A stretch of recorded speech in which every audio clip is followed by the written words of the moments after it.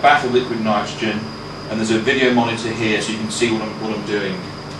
So I've got a pin and a cryo vial, and then you're going to need something either like this, a bent cryo cane, or a pair of these sorts of tweezers in order to hold on to the cryo vial as it's in nitrogen. So I'm guessing you won't have those.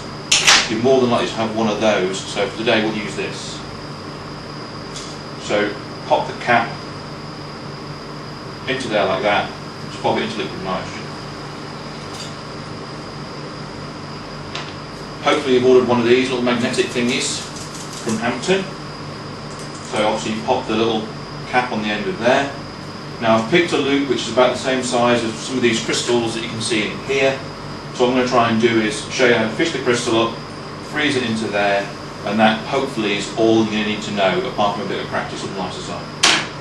So I've got myself my Gilson, I've got myself my cryo, I'm ready to go. The thing to do is make certain you've got nothing in the way and you've got plenty of space, and ordinarily of course you won't have this sort of getting in the way. Right, so here we go. First of all, of course, you need to take your crystal off the tray. If you don't have a cold source microscope, then don't leave the cover slip directly on the glass. Put it on a plastic mount like the lid to the tray or something. So we'll go with the crystals out of this drop, and there's a slight difference in the focus between the eyepiece and the video monitor. So what I'll try and do is get one of these crystals out from here, which is roughly the same size as the loop. Put your cryo somewhere nearby so you don't have to spend a lot of time moving your loop, which will dry out really quickly, from over here to over there. And hopefully you can do it all without having to sort of change focus. Now, as I said to you over the phone, the trick is to try and not really touch the crystal very much if you can. With these drops, which are quite old, the mother lip is dried out a little bit, so I may need to sort of nudge things around.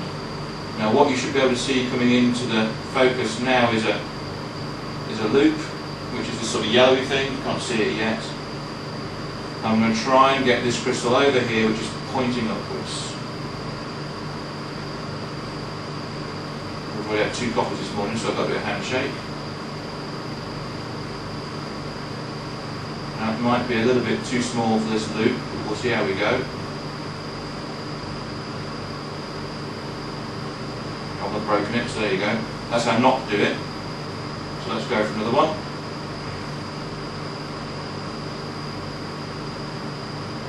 There we go, I've got it.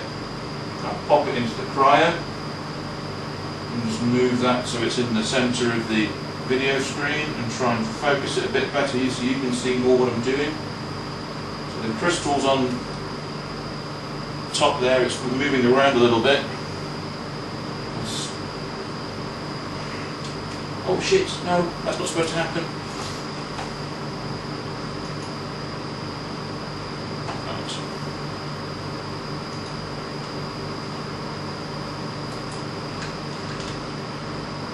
So there's the crystal floating on top. You can see him there. So now we're ready to freeze it. So again, try and avoid touching the crystal as much as you can.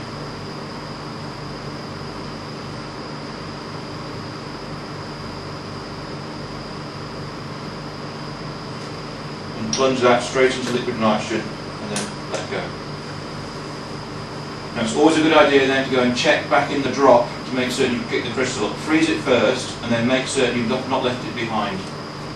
And that's that. Then all you need to do, get yourself a straight cryo cane, get that nice and cold. Don't forget of course to put your crystals back on your tray, because you've probably got more than one that you might want to be interested in.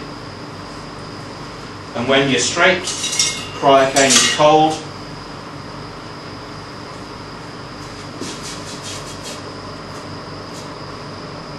you can take the crystal out, pop it onto there, and then ideally what we'll do, we'll send you some of these little tubes which you can then slot over the crystal like that, and of course I should have made that cold first, because it'll split like buggery. And that's that. Easy. Once shown how, good luck. Okay, Susan.